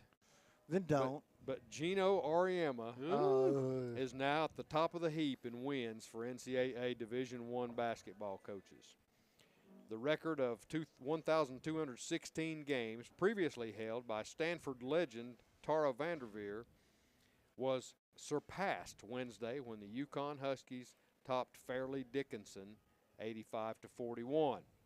The 70-year-old Auriemma is in his 40th season coaching the Huskies, 1,217 and counting. You got to give him his props. I wish Tara. Yeah, you don't I even wish have the Tara national had stayed championships another on year. there. He's won, do you? No. He's won a bunch of He's won a bunch. You're right. I wish Tara had stayed one more year coaching at Stanford. Yeah. I hate to see. I'm sorry. I just hate to see him have that record. You know, like I said, it pains me to even say his name, but it is what it is. But the thing is, there's a lot of coaches that are not far behind him. So right when Gino hangs it up, I'm not sure that record will stand, even where it's going to be when he gets done. I'm not sure it's out of reach for several coaches that are out there. You know, it's amazing what Connecticut has done with their men's and women's basketball programs there over the last several years, and, of course, his tenure there. But the men, heck, when I was in high school, you know, I thought when somebody mentioned Connecticut, I just thought it was someplace that people went to snow ski or something, you know. Yeah. And here they are winning these championships. It's pretty amazing. It really is. And there have been more than one year when the men's and the women's teams have won national championships in the same year. Yeah. So that's a testament to the program. Absolutely. Well, the New York Yankees have decided against adding a year to Cole Garrett's contract. They will instead keep him on his existing deal that runs through 2028. Garrett initially triggered an opt-out clause in his contract that would have made him a free agent, but then agreed to stay with the Yanks on his original deal, which would pay him $144 million through 2028. Team owner Hal Steinbrenner said, "We want Garrett to be a Yankee for life." Man, that's a lot of money. Anyway. Well, the Yankees have always put out a lot of money. They have, yeah. They've always been a free spending team. Forever and ever and ever. Yes. So I agree. Nothing new there. No, that's nothing newsworthy. New York Jets owner Woody Johnson made a suggestion to the coaching staff after Week 4, and the Jets had suffered a 10-9 loss to the Denver Broncos. He said, "Why don't you bench quarterback Aaron Rodgers for Tyrod Taylor?" Well, apparently, Johnson felt that Rodgers' performance was holding the team back. But the coaching staff and the GM were stunned by the suggestion and talked Johnson out of the idea. Now, here's a footnote. The Jets are 1-6 in their last 7 games, 3-8 on the year with only 1 win since September. Some feel like this maybe they're going to move on from Aaron Rodgers after this year. Well, you don't move on. Well, no, you don't. The Jets may bet part ways. the Jets bet everything on Aaron Rodgers. Yeah. They have brought in his players. They have made deals. They have mortgaged the franchise draft-wise to get players he wanted. And That's true. They have. You know, this was a now or never situation, really, because it was either win now or because you're not going to have the room to rebuild for a bit because you've given so much away to make that deal. So, if you're a Jets fan, I mean, you're not going to. You can keep spelling. I don't think it's going to help. Yep, I feel for them. Well, here is the first-round draft order for the upcoming 2025 WNBA draft. The first pick goes to the Dallas Wings. Pick number 2 goes to the Los Angeles Sparks. Number 3 goes to the Chicago Sky. Fourth pick goes to the Washington Mystics. 5th pick goes to the Golden State Valkyries, which is a brand new expansion team in the WNBA. Pick number 6 goes to the Washington Mystics on a trade from Atlanta.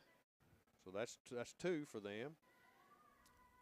Number 7 pick goes to the New York Liberty on a trade from Phoenix. Pick number 8 goes to the Indiana Fever, Mike. Caitlin Clark's team. Yeah. They got their pick last year. They sure did. Pick number 9 goes to the Seattle Storm. Number 10 goes to the Chicago Sky, again, from Connecticut. 11 goes to the Minnesota Lynx. And pick 12 goes to the Phoenix Mercury from New York. Now, the Las Vegas Aces had their first-round pick rescinded by the league after a 2023 investigation found that the organization had violated rules regarding impermissible player benefits. The 2025 draft will be held sometime in mid-April. Marcus, with Caitlin Clark coming into the league, crowds going up, support going up, TV exposure going up, just about how much longer do you think it'll be before these players go on strike for more benefits and more money? Well, they've had negotiations and the salaries are coming up, the benefits are coming. The benefits have made tremendous leaps over the last 2 years. And so, but they got a ways to go, though. It's got a ways to go. In compensation, get to the men's game. In compensation, it's got a ways to go. But at the same time, I think the players understand you have to consistently fill those arenas before the money is there, and it's better. They had a record attendance year for the WNBA. Yeah. But it's not yet a sellout every night. Yeah. But it's been that way across all the women's sports this past year. And I don't want to say it's the Caitlin Clark effect because I think it's much bigger than that. But she certainly had a face on the basketball side of it. But you saw basketball and lacrosse, or volleyball and lacrosse, both make huge gains on their pro levels. Oh, yeah. For women's sports. And trickling down all the way to high school now. And tonight you've got the National Women's Soccer League Championship between Orlando and Kansas City. And Kansas City is playing in the first stadium built for a women's sport. That soccer stadium was built for women's soccer. Cool. And it's something the Chiefs can only dream about because that thing has LED lights to keep the grass growing this time of year. Oh, my goodness. It has under field heating so they can play on natural surface. That's state of the art, isn't I it? mean, it's a $110 million facility for women's soccer. Wow. That tells you that this thing has legs and people expect it to grow. It does. You're right. You're exactly right. Well, we mentioned it earlier, but the fight between Jake Paul and Mike Tyson last week at AT&T Stadium in Dallas was won by Paul in a unanimous decision, but both boxers walked away with a hefty payday. Paul took home approximately $40 million, and Iron Mike earned around $20 million, and quite likely an Ersatz Academy Award for his performance. That's or non-performance, as the case may be. somebody else mentioned that, and I'm like, you know what? It seems like it should be divided. The money should be divided that way because Tyson only threw half as many punches. Yeah, that's true. Yeah. If you're talking about a punch-by-punch basis. And that fight took place down at AT&T Stadium down in Dallas. Down Jerryland. Down Jerryland. Uh-huh. You know, with the Cowboys, the way they're playing and the way that fight came up, boy, they're having a rough year at that stadium, aren't they? They sure are, man. Good grief. Yeah. Rough year for sports down there Oh, at definitely. AT&T Stadium. Definitely. I'm glad they're getting some use out of it, though, for something besides professional football. Well, on this day in sports, November the 23rd, 1947, Washington Redskins quarterback Slingin' Sammy Baugh throws for 6 touchdowns versus the Chicago Cardinals, which they defeated. The Redskins defeated the Cardinals 45-21. Threw for 6 TDs. Yeah, had to put his arm in the whirlpool after Yeah, that game. or maybe in a sling. Who knows? Yeah, wrap it up. 1960, Dodgers outfielder Frank Howard was named the National League Rookie of the Year. Remember Frank Howard? Frank Howard. Yeah, was he the guy with big arms? Yeah. Yeah, big old arms. Yes. Yeah. Home run hitter. 1962, Dodgers shortstop Maury Wills was named the National League Most Valuable Player. Boy, he was fast on the base path. Yeah, he really was. He had that record for a long time. He sure did. And, sure did. Henderson broke it. Ricky Henderson broke Ricky it out there at Oakland, didn't he? The Murray Wills right. steal record. Yep. 1965, the Heisman Trophy was awarded to Southern Cal running back Mike Garrett. I remember him, yeah. Yeah, that's bringing back a name from the past right there. Yeah, he's the first in a long line of running backs at Southern Cal. They used to put them out when RBU over there. John Robinson was out there, and McKay was out there coaching. They just seemed like they just reloaded it running back. Good grief, yes. 1984, Boston College quarterback, what was his name? Flutie? Flutie, yeah, Doug Flutie. Yeah, Doug Flutie throws for 472 yards, including a 48-yard game winner, which was called the Hail Mary pass. Remember the Hail Mary? To beat Miami 47-45. Yeah, Doug Flutie. Yeah, that highlight will be shown forever. It sure and will. Ever and ever and ever. That was a great pass. Yeah. Well, I mean, it was a lot of luck involved right there, but still, the Hail Mary. 1988, Wayne Gretzky scores his 600th NHL goal.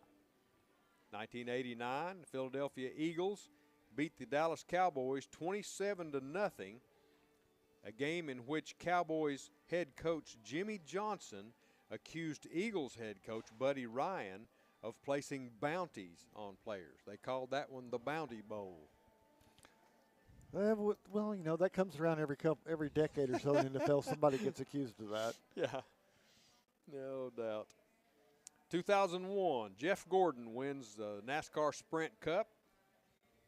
2023, Dallas Cowboys' Ron Bland breaks the NFL season record for pick sixes.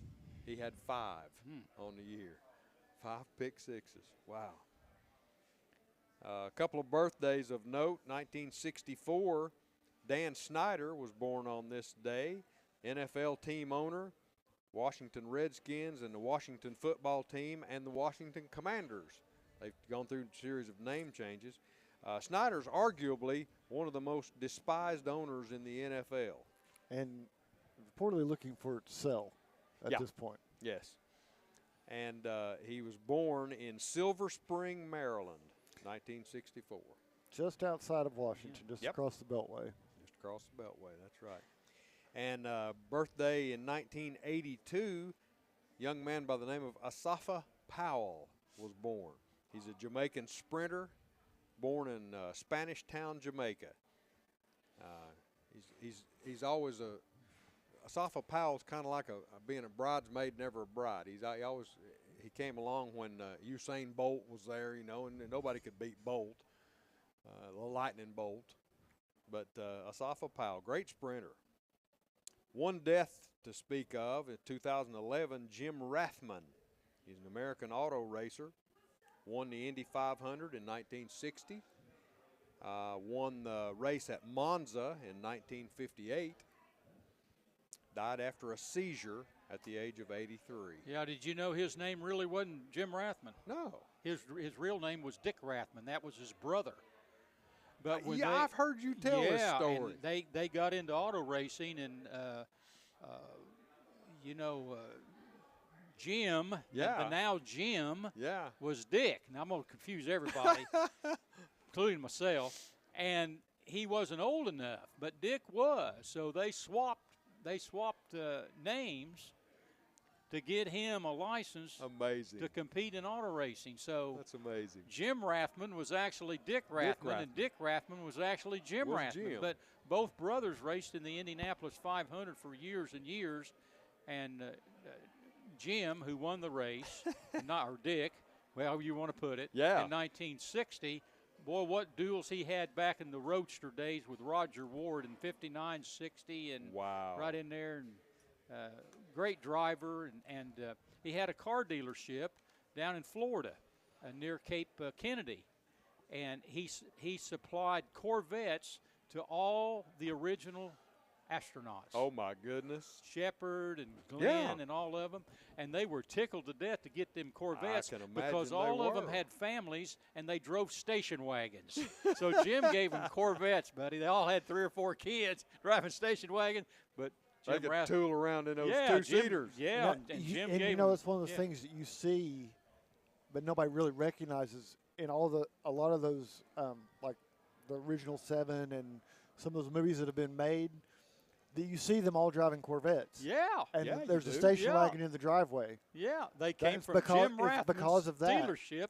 Amazing. I went to a memorabilia show when Jim Rathman was there years and years ago, and Replicars or one of the die-cast companies did a replica of his car, 1/18 scale, and I had his car, and I wanted him to sign the base of it. Yeah. Well, I took it and I handed it to him, and he signed the base, and then he raised the hood, and he put JR in there, JR inside the hood. I said, Jim, why do you do that? Why'd you do that for? I said, you signed the base.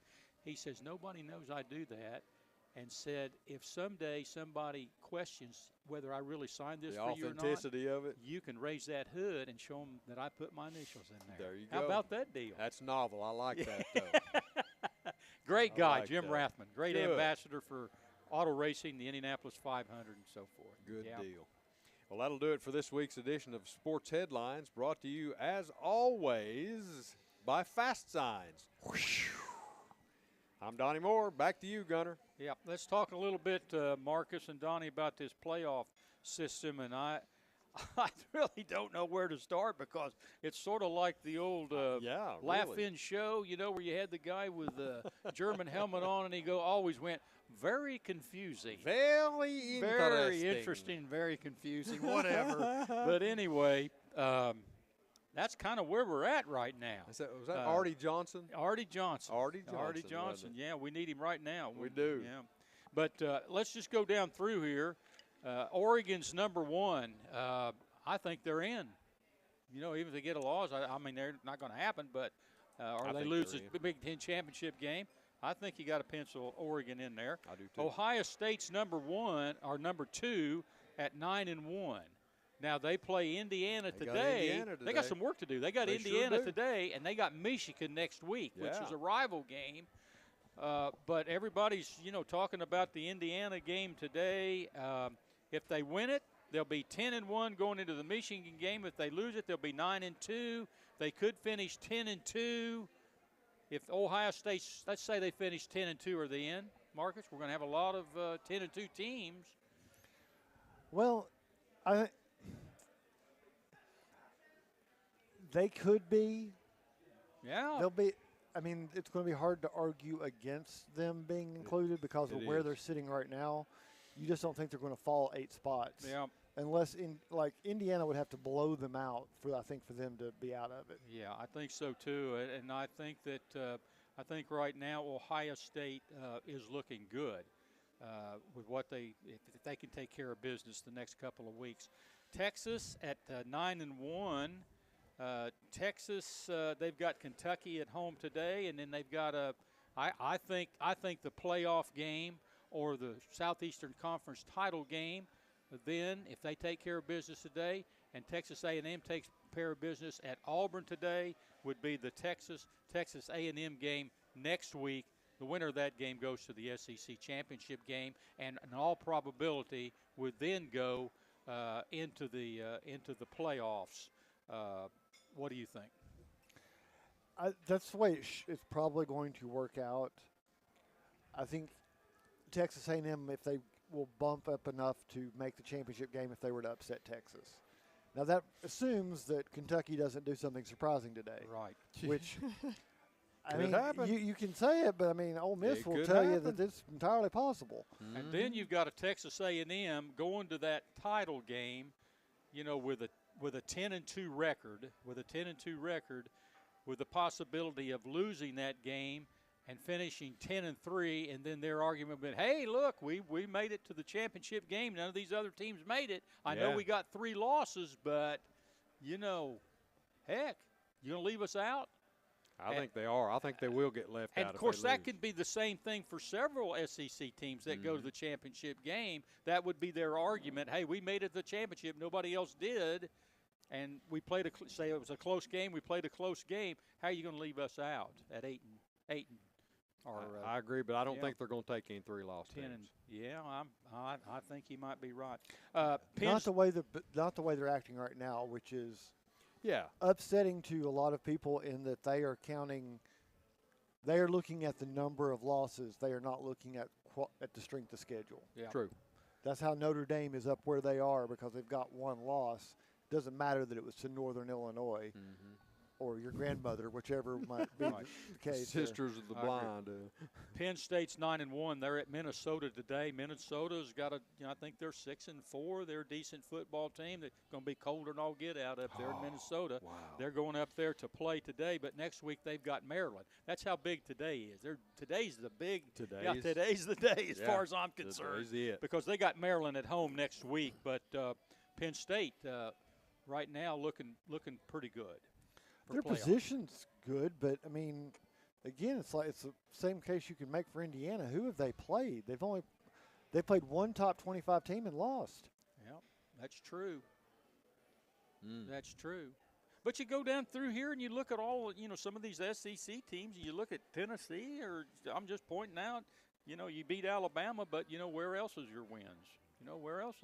Where else are the only Well, wins if you go by teams that were ranked when you played them, Tennessee's got 3 top 25. Yeah, but they don't do wins. that. The problem is they don't do that. No, they No. don't. They don't do it. But Indiana, let's jump here to Indiana's 10-0. If they lose today, they got Purdue at home next week. That's 11-1. What do you do with them? In or out? Depends on what they do today, and it depends on what some other things that go around as to who has to play that Big Ten championship game. That's why today's so big. Yeah, and they could be one of the few teams left with 1 loss after, I mean, if they beat Ohio State, they're in. They're in. Yeah, they're in, and they're in the championship, the Big Ten championship game definitely. today. But they're in Tennessee's place. if that they get we were in hammered last today, week. then I think they trade places with Tennessee, and Yeah. they're the first team out. Yeah. Notre Dame at 9-1. This team kind of scares me a little bit because they got Army today, which is a ranked team, And next week they got their rival. They got to go out to Southern Cal, and a lot of years they've not played very well out there. No, they haven't. If they was to finish 10-2, I'm a little scared that the committee might say, "Well, it's Notre Dame." You know how that deal go. That scenario goes. They could get in at 10-2, even with that loss to Northern Illinois. They could. If Notre Dame drops one of those games, they're out because of that Northern Illinois loss. I think they should be out of the. I think they should be out of contention anyway, because of their schedule and because of who their losses Yeah, but to. you just brought up, Marcus, those teams that they played during the season. They were ranked. And you think, well, Tennessee played some teams ranked during the season. Well, Notre Dame played Navy. They were ranked. They were. They play Army. They're ranked. They played Louisville. They were ranked when they played them. They got the win against Texas A&M. And you say, well, they beat Georgia Tech, and say, well, Georgia Tech wasn't ranked. Well, that's true, but they beat Miami. So, I mean, that's their resume. There's an argument, but I'm just going to say that loss should count for 2. I agree that loss with that. should count for 2 losses. And we talked about this before the show, and Alabama went to Vanderbilt and got beat. Now you're looking and saying, well, Vanderbilt's a lot better this year. But when Alabama played them, they were Northern Illinois. They weren't any better than Northern Illinois. They weren't Northern Illinois. Huh? You don't think so? Okay.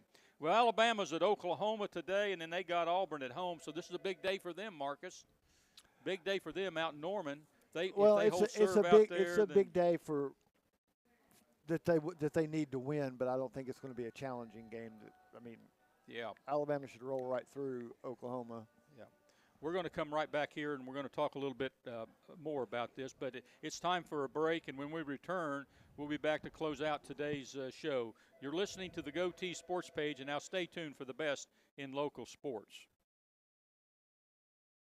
For over 50 years and 3 generations, the people of Blount County have trusted Stevenson Tire with their vehicles and their families. Our mission has always been simple: to provide quality products at reasonable prices with exceptional customer service. Featuring tire products from Michelin, BF Goodrich, Uniroyal, Bridgestone, Firestone, and Yokohama, Stevenson Tire also offers alignment and brake services at affordable prices. Stevenson Tire Company, 2411 East Broadway Avenue in Maryville. Call 983-1621 or online at stevensonTire.net.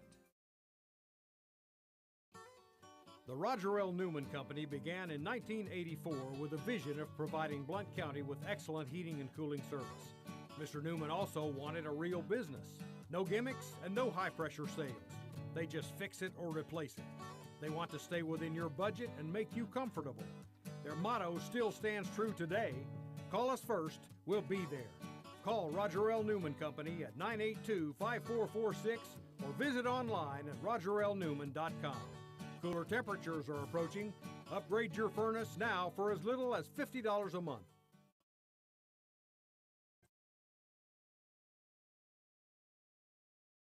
Welcome back to the Bluetick Tavern in downtown Maryville. This is Mike Edwards, the Greenfield Gunner, and I'm here with Donnie Moore and Marcus Fitzsimmons. I want to talk a little bit about Ole Miss and Georgia and Alabama. They're all sitting here with 8-2 records. Ole Miss has got Florida today. They got Mississippi State next week. I would assume if they get by Florida today, then they should finish 10-2. Georgia has got 2 home games. They've got Massachusetts at home today, and they got Georgia Tech at home next week. I would assume that they would hold serve, and they would finish 10-2. The Minutemen today. Alabama is on the road at Oklahoma. If they hold serve out there today and they beat Auburn at home, they will be 10-2. And I'm looking at this deal right now. Georgia's in. Georgia's got the toughest schedule in the country. If they finish 10-2, they're in. There's no doubt about that. But I'm looking at Alabama, and I'm looking at Ole Miss, and I'm looking at Tennessee. I'm going to throw Tennessee in there at 8-2. Do you want to play in the SEC championship game? No, and that's what Lane Kiffin said. He just made the point last week that I don't want to play in the SEC championship game unless you're going to make that championship game an automatic, because you got there and nobody else did. Right. And give 2 bids to the 2 teams that got there, if it's a close game and everything. But see, I'm looking at this SEC situation, and I'm seeing some real argument but before this why, is all this over is with. the thing is why what we said when they announced this, what I've been saying is the conference championship games are not only irrelevant now, they have made them a burden. Because back Notre Dame doesn't have to play in one. There's no risk of them picking up a loss or being upset in a conference championship game. When they finish the season, they know where they stand. But if you're Texas or Georgia and you're going into this conference championship game, if you're in Alabama going into the conference championship game, it's an automatic eliminator. If you're a 2-loss team and you go to the SEC championship and lose, you're out. And I think a lot of coaches are feeling that way. Lane Kiffin's just the only one who said it. Yeah. You know, well, you got all these Texas teams that are on the and bubble. Another team, you got Texas A&M, that could finish 10-2 also. Yes. But they have no choice because they've got Texas, and they need to win those 2 games. Yeah. That would get Well, them and in. that changes they the would whole formula. They would be tickled to death to go to the championship game Because they're out if they don't. If they beat go. Texas, then the whole formula gets upset because then you're going to have Texas A&M and a Georgia, and it's get the same thing. One of them's going to be eliminated. Mm-hmm. If you get Texas A&M and Alabama, whoever loses is going to be eliminated. Yeah. But then you're going to have Texas, which isn't playing, who's going to get in. Yeah. I can see in this top 12, maybe it could be as many as 7 teams with 2 losses, and maybe a couple of teams or 3 outside that top 12 that's got 2 losses. I'm looking at Arizona State down here. They're 8-2, and they're playing BYU today. Well, BYU's got 1 loss, and they've got them at home. Well, BYU could get their second loss today, and Arizona State's just got 2 losses, and then you can throw in Iowa State. They just got 2 losses. Yeah. I mean, we could end up with a scenario where you've got a lot of teams with 2 losses.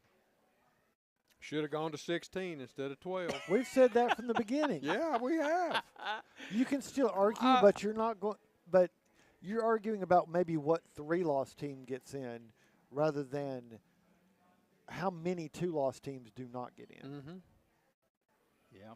Yeah, exactly right. And then I'm going to throw some fuel on the fire because everybody said we're going to take the best teams in the playoffs. And I'm sitting there looking at, South Carolina's somebody I wouldn't want to play right now, but they've got 3 losses. They're playing well. And they got Clemson, I think, left on their schedule. It's got 2 losses.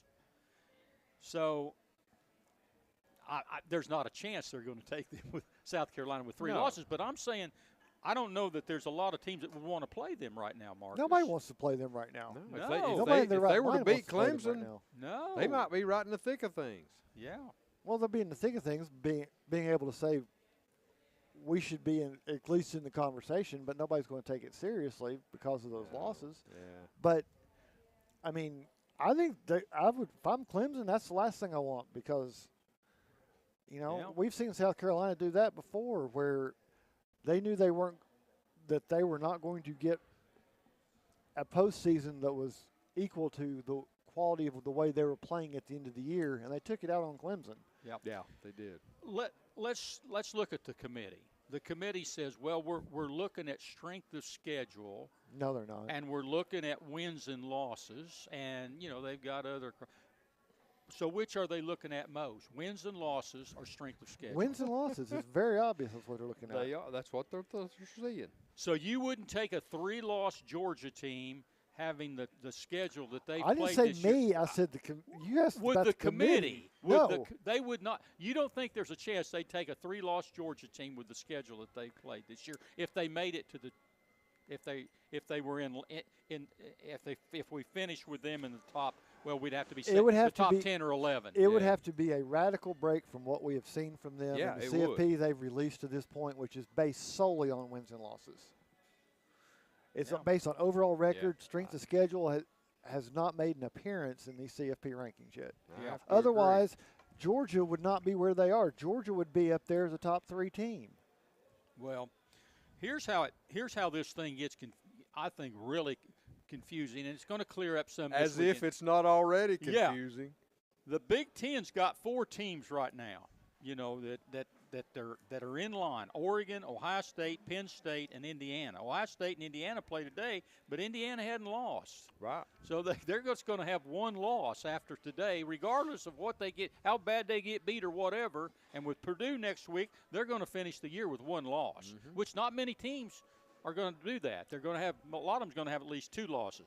The SEC has got Texas, Alabama, Ole Miss, Georgia, Tennessee, and Texas A&M vying for maybe vying for 4 spots. Yeah.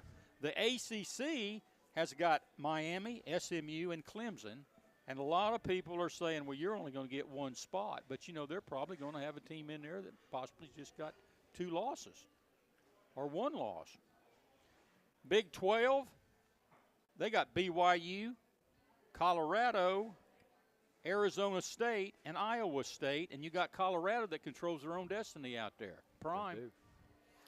Yeah. They control their own deal. They can go right to the championship game, and if they win it, they're going to have 2 losses, and then they're going to go on in there.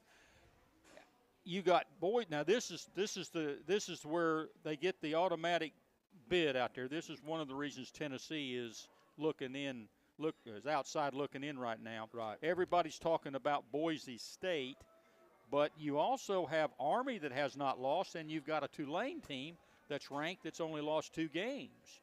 So there's a lot of work. And if that all plays out, I know it has done that in the past, and we talked about, well, it's done it with 4 teams. It's all going to work its way out. We'll know more after this weekend. But with all these teams looking with 2 losses, I'm not so sure.